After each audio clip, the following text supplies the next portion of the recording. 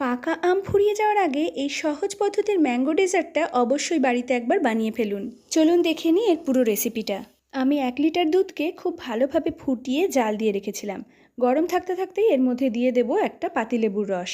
কিছুক্ষণ চামচ দিয়ে নাড়াচাড়া করলেই ছানাটা কেটে যাবে। তারপর একটা পরিষ্কার সাদা কাপড়ে এটাকে ছেঁকে নেব।